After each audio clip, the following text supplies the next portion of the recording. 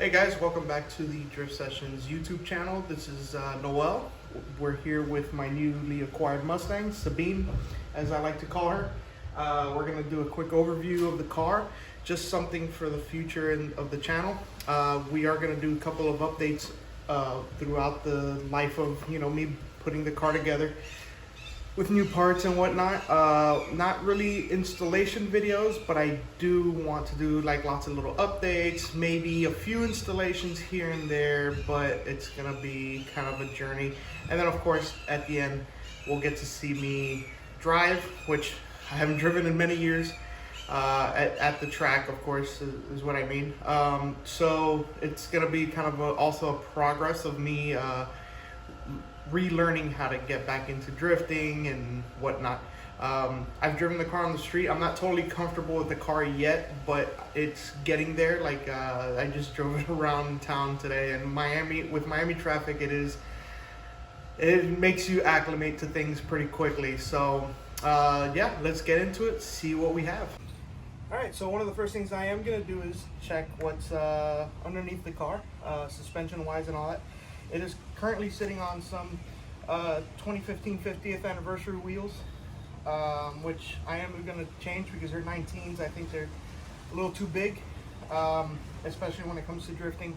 These tire sizes become very expensive, and plus I'm not a big fan of the look, especially being so big. But it does have some Firestone Firehawk Indy 500 tires, which are really expensive tires, so I kind of lucked out on that. And they're good. They feel pretty good. They're grippy. So I'm gonna take this wheel off. I'm gonna lift the car before I take the wheel off, obviously, and we'll see what we got beneath the car or behind this wheel. So let's check it out.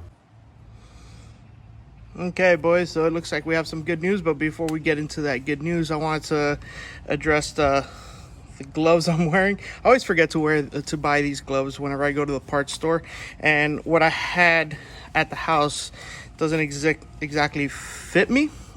This one is like way off. These are like mediums, and I need like at least larges. I'm not the biggest guy in the world, but at the same time I'm kind of a hefty boy, so my hands are kind of a little more fat than they need to be. But anyway, it looks like we have a lot of good stuff here. First, the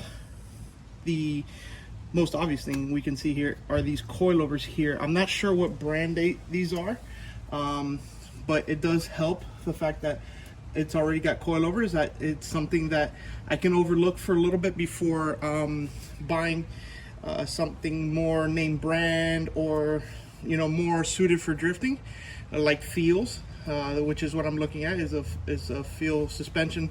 Maybe in the future, but for now I don't need to touch that because we have this. So whenever I do the angle kit, I am going to be deleting this sway bar here.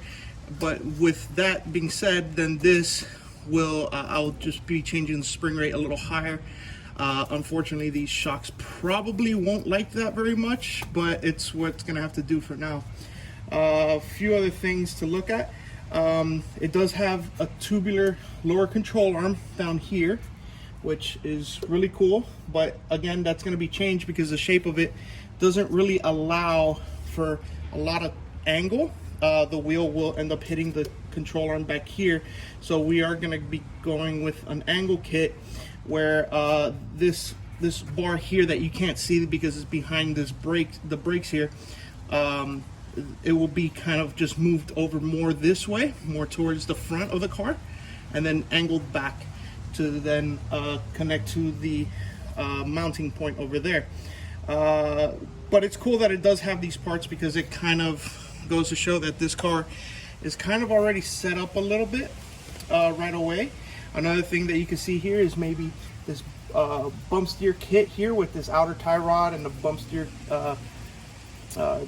tie rod pickup here, where you can see that it does have some spacers here for better bump steer, because the car is obviously lowered with the coilover. So when you do that, you change suspension geometry, and when that happens, these tie rods start to point upwards, and then that causes a lot of bump steer when you're going over bumps. It could move the car around a little bit to where you don't want it. But one of the best things that this car has that we can see here, well, maybe you guys can't see it because it's a little dark, but it does have a tubular K-member.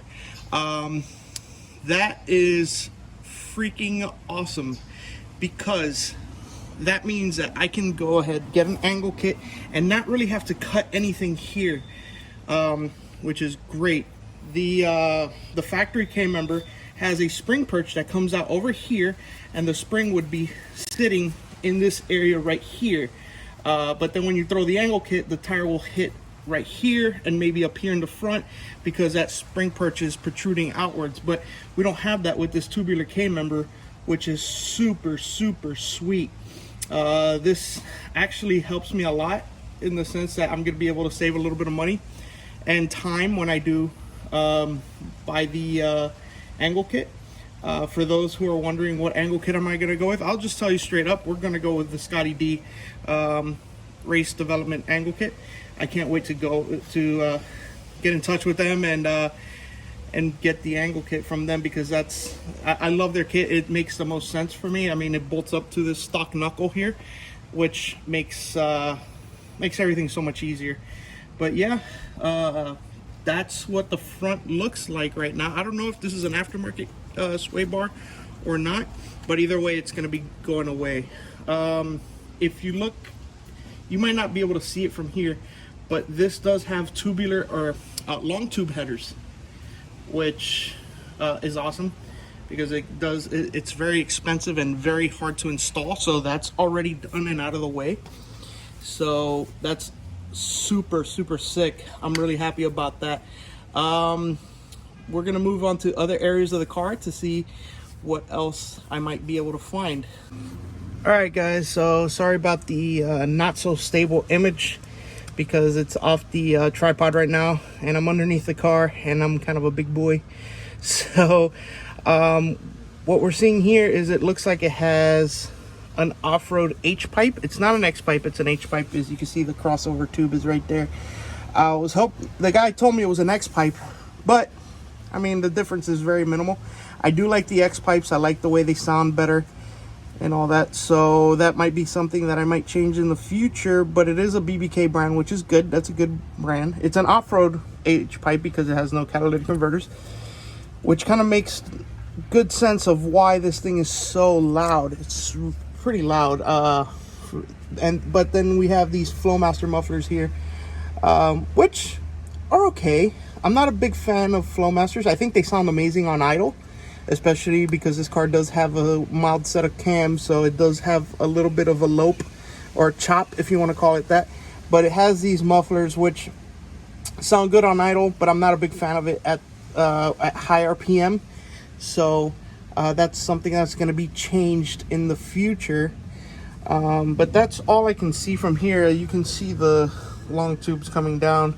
I'm assuming that they're a BBK brand, because this is a BBK H-pipe, and usually those things go hand in hand. So yeah, that's what I've got underneath this section of the car. We're gonna go and check another part of the car out to see if we can find some more goodies. All right, guys, well, it looks like we're under the rear of the car now, and there's some goodies here as well. Again, another set of coilovers here. I'm not sure what brand those are. If anybody knows, that would be really cool. It looks like it has a really light spring there, so that's pretty good for drifting. We want it to be a little soft for a little more grip. I don't know how soft though. I don't think that's very strong, but we'll figure it out as we go. It also has these lower control arms, rear lower control arms, which I might change anyway, because I want to have some that have heim joints right there, some heim joints for adjustable length to adjust my pinion angle, and then it's hard to see from here, but let me see if I can get these. Maybe not. Anyway, but you can see that red upper control arm.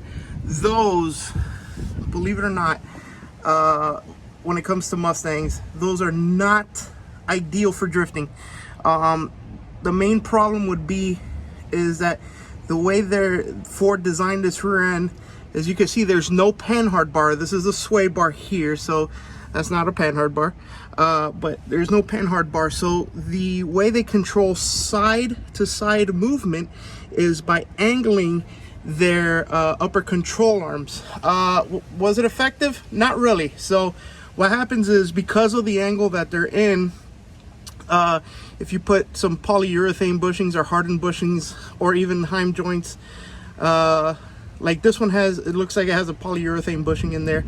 But what happens with that is that, well, then you start losing articulation. It can't fully articulate, and so when it gets to a certain point, it causes snap oversteer on these cars. So what I am going to do is, it might seem counterintuitive, but I am going to go back to stock upper control arms with factory OEM style bushings. So that way there's a little bit of flex there. That's an area where you do want flex in the rear of the car.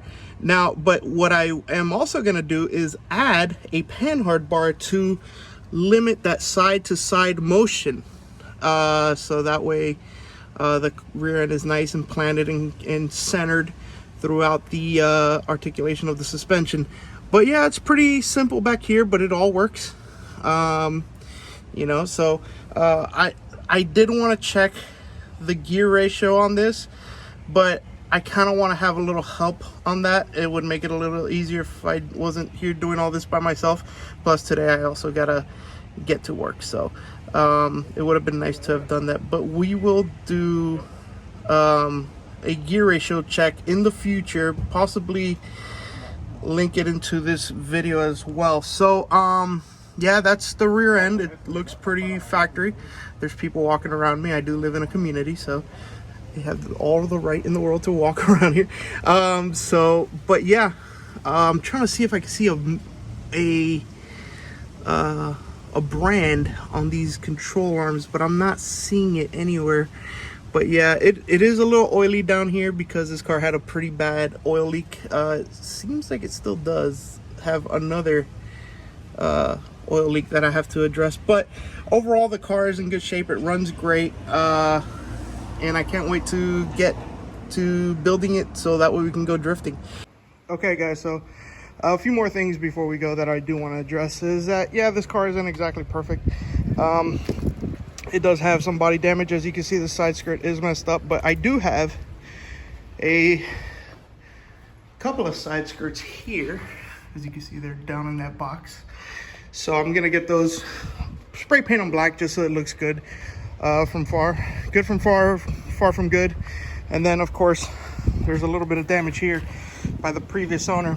Apparently he got on the gas, car slid, hit something. Oh, sorry about that, it was badly shot. But yeah, so yeah, it was hit something. It's probably Tim's mailbox that I got hit the other day. There's a couple other things I want to show you here. I just got it washed. There's a little dirt there, whatever. Anyway, yeah, interior is definitely not my favorite thing in this car. Is that cheap Ford plastic stuff. You got these Harley Davidson logos on the seats. I couldn't tell you what the previous owner was thinking. Maybe he had a Harley Davidson F-150, because that was a thing. I do love the white ball shifter. I've always liked that. It does have a couple of gauges, like the air fuel ratio gauge there. It has a boost gauge, so maybe this car was supercharged before. AC is piping cold, which is awesome. It also has this little radio here that can play DVDs, so that's fun. I'm gonna be playing some JDM option DVDs in my American drift car. Also, some things that I didn't show you were like the things in the engine. It has an intake, 75mm throttle body. You already saw the long tube headers and H-pipe exhaust and whatnot. What you probably don't know is it does have a set of mild cams. I couldn't tell you what brand or what the specs are on the cams, but you can hear it chop. Sounds pretty good.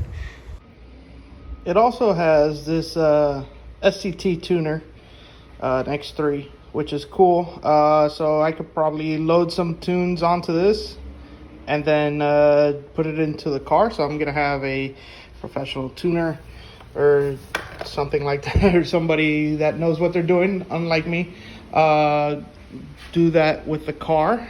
See if we can get more power, more reliability out of it, you know, and whatnot. But something I do want to show is that this is my garage. It's very small, so, and I'm very limited on tools as well. You can see my Jacksons and jack there, some of my other parts and tools here. So I mean, I'm very limited here. I'm not going to be able to really do much at this house.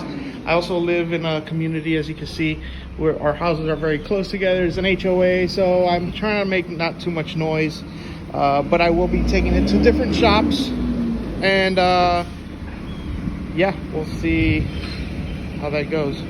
Okay guys, just wanted to say thank you for watching. Please subscribe to our channel, the Drift Sessions channel, which you're watching right now. Follow us on Facebook, facebook.com/Drift Sessions, and also our Instagram, which is at Drift Sessions, which is all one word. Okay, so check us out there.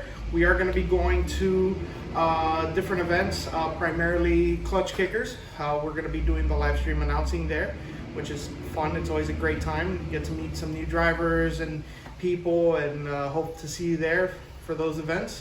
There's other events that we randomly pop up at, mostly also US Drift Circuit, so give them a follow in all their social media.